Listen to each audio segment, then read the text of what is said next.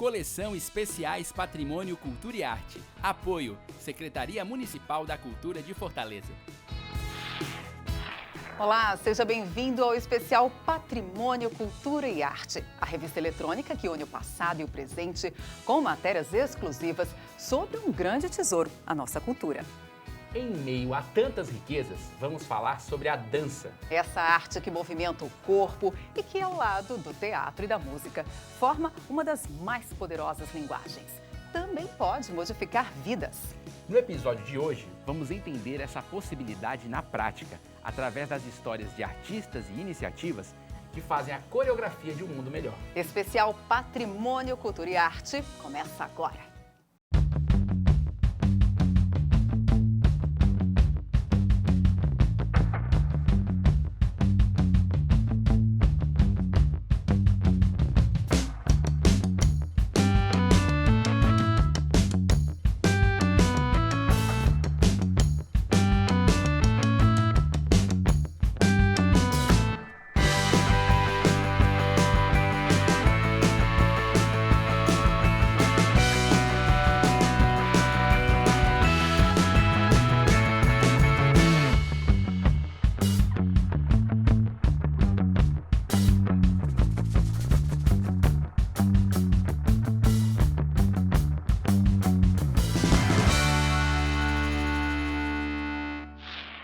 Para falar sobre dança no Ceará, não podemos esquecer da bailarina e coreógrafa Dora Andrade. Ela foi uma das convidadas do programa Coletiva na TV O Povo no ano de 2011.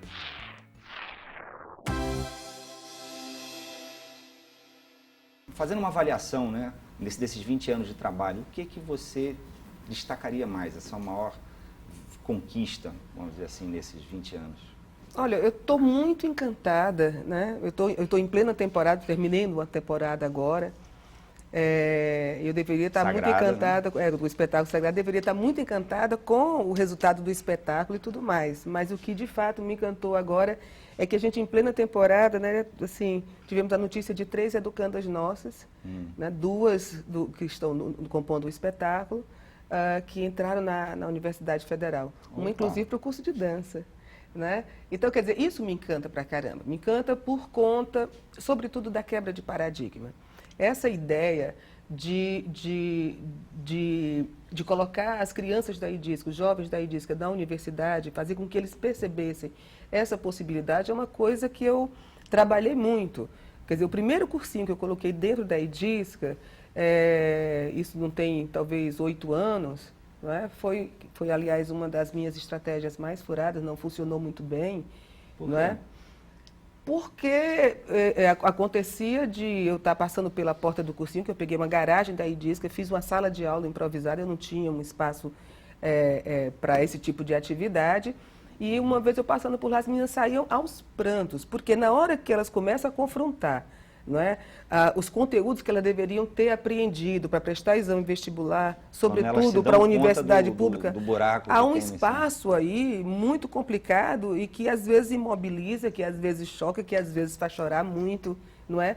E nesse período, como era uma iniciativa primeira, a gente costuma tentar criar uma espécie de marco zero para monitorar na sequência dos anos, não é, de onde nós estávamos e para onde nós partimos e o que conseguimos entre essas duas coisas.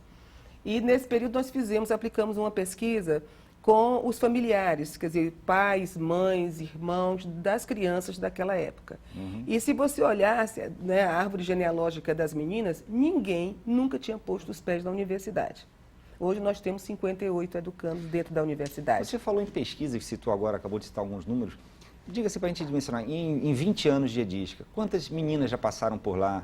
Qual é o resultado? Quantas sentaram para a universidade? Porque eu acho que vocês têm isso tudo bem... Aqui temos. Agora nunca está na minha cabeça. Eu sou péssima para número.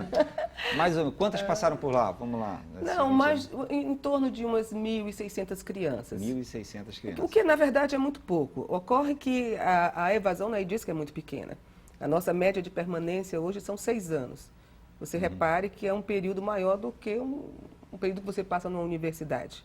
Nós também optamos, após uns 4 ou 5 anos desse fazer, em pegar as crianças com idade mais jovem. Não é? No início da IDISC nós pegávamos adolescentes, por exemplo. Hoje nós pegamos de 7 a 11, 12 anos. Quer dizer, são bem mais jovens. Então, elas, até por conta da idade que elas entram na IDISC, elas têm um período maior.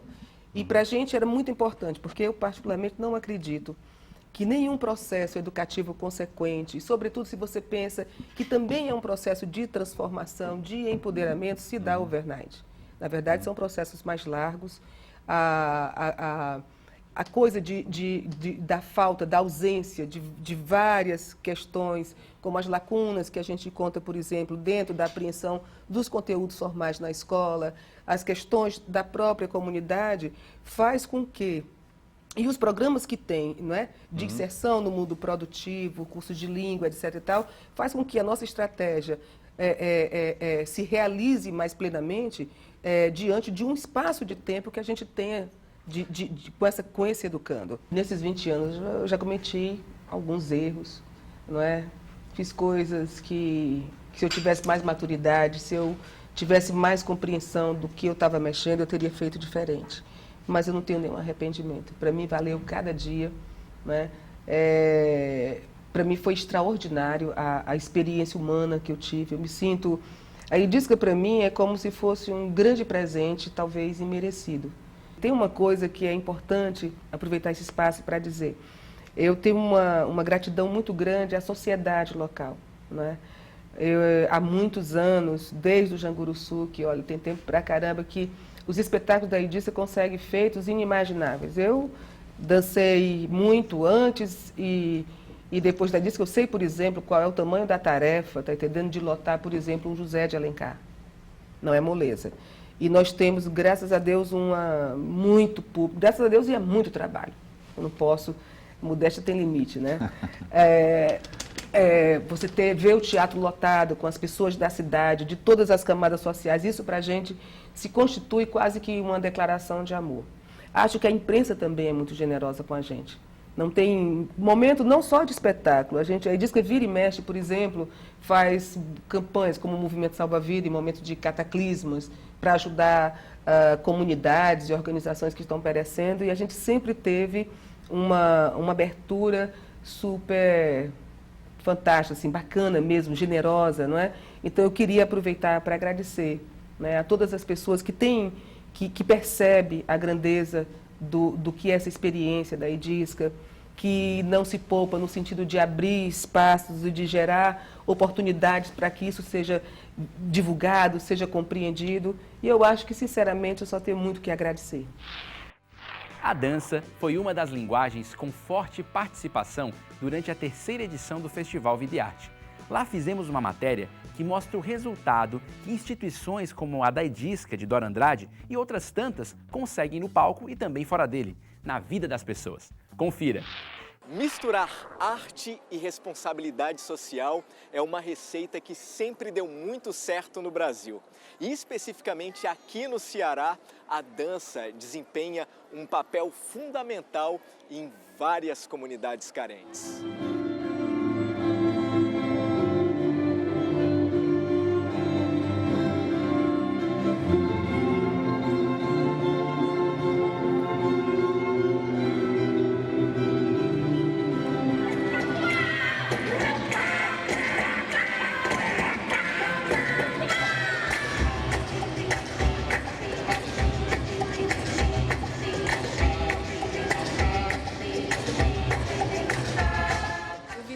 Ele se confunde muito com a minha história, com a história da minha família, né? Nós somos bailarinos, que em 74, chegando aqui em Fortaleza do interior, querendo ser artista, e a gente encontrou uma oportunidade no SESI, quando o Dr. Pompeu de Souza Brasil Neto trouxe o professor Denis Grey do Teatro Municipal do Rio, e aí, assim, nós entramos no balé, e aí a gente foi ficando, e de bailarina, eu me tornei professora lá do SESI e montei o primeiro grupo de dança, em 81, de dança contemporânea, o primeiro grupo de dança daqui do Ceará, né? E aí o Vidança, o que vocês estão vendo agora, o que vocês viram nesse espetáculo, é o resultado de toda uma comunidade que, com material reciclável, com o mangue, com a diversidade de desafios que tem lá, a gente consegue trabalhar com tantas crianças, com a comunidade, com 200 crianças, dentro de um contexto da arte, onde vai sobrepor os desafios e fazer com que a gente possa, toda a comunidade, ser mais feliz e dar continuidade à vida, não é? A comunidade é o Vila Velha, né, na Barra do Ceará, ali de mangue, áreas de mangue, área de posse, né, ali foi o SESI ali pertinho e a gente quando saía do SESI no final do dia, via o pôr do sol e ia para Salinas, que o Vila Velha antes era Salinas. E eu encontrava as crianças e ali a gente começava, eu dava aula, elas sabiam que eu era bailarina, então eu comecei a dar aula no final do dia, né, o pôr do sol. Aí quando as pessoas perguntavam, Nália, você vai para onde? Eu disse, vou para o Vila Velha. E naquela época ninguém conhecia o Vila Velha. Onde é? Pertinho do pôr do sol. Vai olhando para o pôr do sol que você chega lá. E aí, assim, o Vidança, nesse contexto, né, desse cenário dos mangues, das salinas, a gente ia criando, que era uma sala de aula aberta, que era a areia, né, criando as coreografias e eu via que as crianças ficavam muito largadas. Aí depois a gente conseguia uma sala, as crianças passavam a tarde lá, eu ficava a tarde toda com elas ficavam em média 3 horas e ali eu ia dando atividades, ia fazendo atividades com elas de balé, eu sabia costurar, sabia bordar, minha mãe era costureira, né? Então ela me ensinava e eu ia passando para as crianças e ali a gente foi formando um grupo.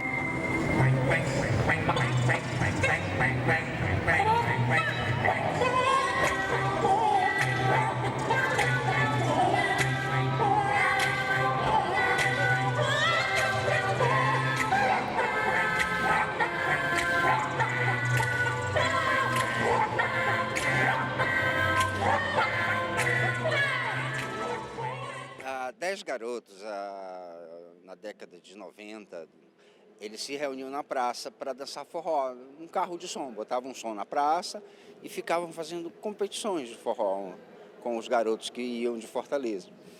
E eles viam que sempre perdiam porque os garotos de Fortaleza dançavam nos clubes, sabiam os passos novos. Então eles resolveram contratar um professor de forró para eles.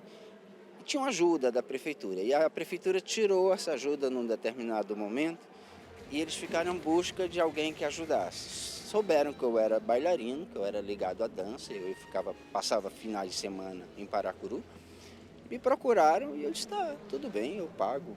Lá em Paracuru nós temos esse projeto pelo qual já passaram 2.000 crianças e adolescentes.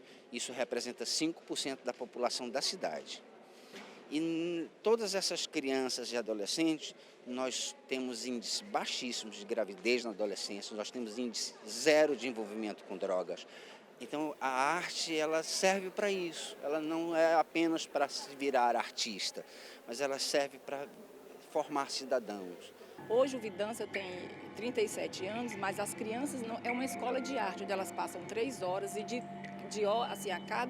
nessas 3 horas elas fazem as diversas modalidades, que vai do balé, as danças dramáticas, a dança contemporânea, a percussão, artes manuais, criações literárias. E tem todo o envolvimento também com a família, porque tem as atividades voltadas para as mães. Na época dos figurinos, os figurinos são feitos lá.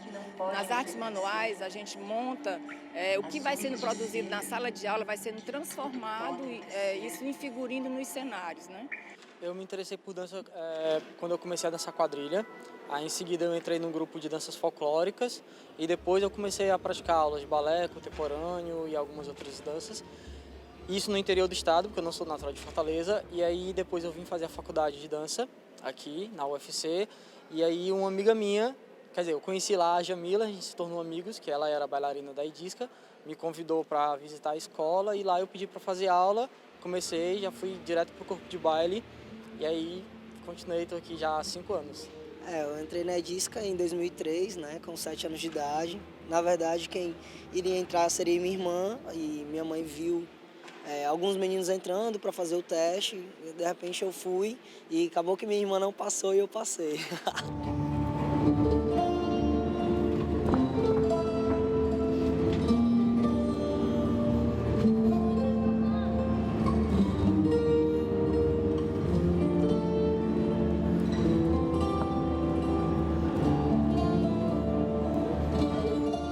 ficava sempre olhando, dizendo, poxa, é um grupo bacana, podia ser uma companhia de dança, mas eles tinham muito medo do balé.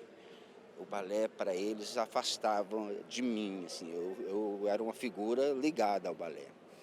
Fiquei 8 meses pagando o professor deles.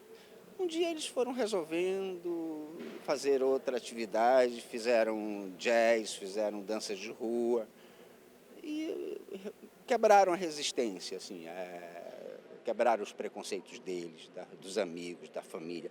É uma coisa muito bonita que aconteceu em Paracuru, porque foi uma quebra de preconceitos, uma quebra de paradigmas que aconteceu com eles, com o grupo deles, com a cidade inteira. Eu entrei na EDISC em 2003, então era muito difícil para um menino em 2003, de 7 anos, que passou toda essa transição, criança, adolescente, adulto, enfrentar, né, os preconceitos. Assim. Os meninos que cresceram comigo hoje frequentam o teatro, mas para eu trazer eles para cá, eu tinha primeiro que me aceitar dentro, né, desse encaixe para trazer eles para cá. Parece que não, mas existe sim muito preconceito. Sempre que a gente diz que é bailarino, que é dançarino, que faz balé clássico, já imediatamente acham que a gente é homossexual e não necessariamente precisa ser. Tem muitos homens que são héteros, que fazem balé. Os grandes nomes do balé clássico hoje em dia são de caras que são héteros e que fazem balé, têm suas esposas, filhos e tal. Mas infelizmente a gente vive numa sociedade que praticamente não aceita que essa profissão não é para homem.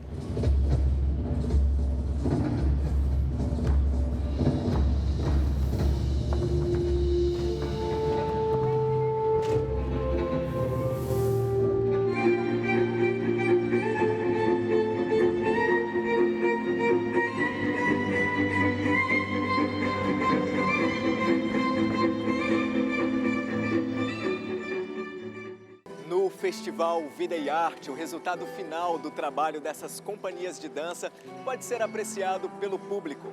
O espetáculo Esquadras, da Companhia Vidança, por exemplo, leva o universo das festas populares e das quadrilhas ao palco do festival.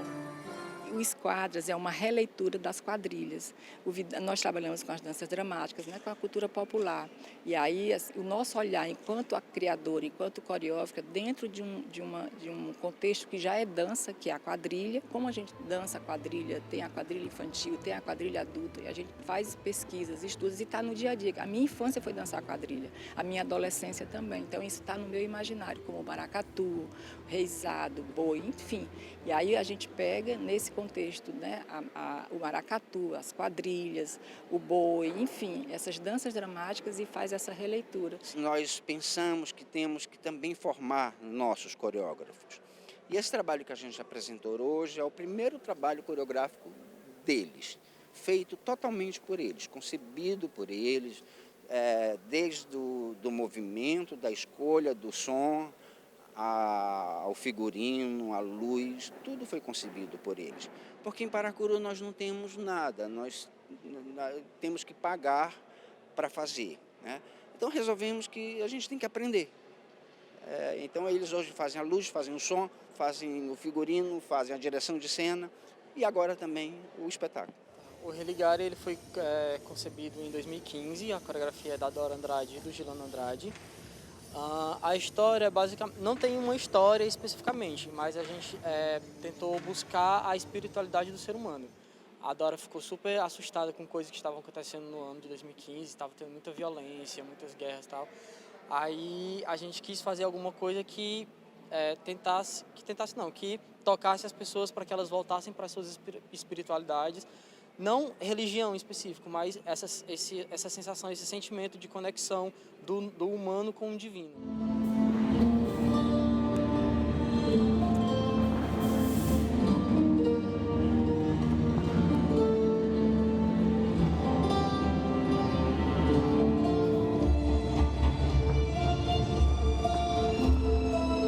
A arte é poderosa para resolver essa questão da transformação social que o Brasil tanto precisa.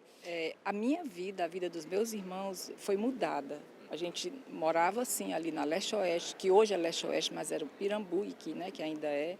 E a gente não tinha perspectiva, a gente vinha do interior e foi lá no SESI com essa oportunidade que hoje eu sou coreógrafa, sou bailarina, né, tenho esse trabalho, meu irmão é bailarino do Teatro Municipal do Rio de Janeiro, se formou na Alemanha, minha família, Socorro, a Chica, enfim. E aí, nós somos resultado concreto de uma ação dessa. E lá no Vidança, essas ações e esse resultado acontece no nosso dia a dia, quando a gente vê, quando a gente tem famílias que têm filhos, né, que têm pais, inclusive envolvidos com situações desafiosas e que a gente consegue trazer para o Vidança e fazer com que eles façam faculdade, com que eles frequentem a escola, com que eles entrem em cena. Eu sempre falo, a Edisca, ela transforma a vida do cidadão, né, do ser humano, né? Quando você sai de uma sociedade onde está tudo escasso, está tudo ferido e você entra num projeto rico, tudo diferente, com apoio social, é uma transformação total, né? Hoje eu sou o único estudante da minha família que estou cursando faculdade, estou terminando meus estudos, já consegui viajar para outros estados, já representei a Edisca, né, fora de Fortaleza. Eu acho que para quem veio de uma sociedade reprimida, né, assim, só orgulho. Chegamos ao final do especial Patrimônio, Cultura e Arte de hoje. No próximo episódio, vamos falar especificamente sobre uma dança dramática de origem africana, que faz parte da cultura cearense, o maracatu. Então temos um encontro marcado para conhecer e promover a nossa cultura. Até a próxima!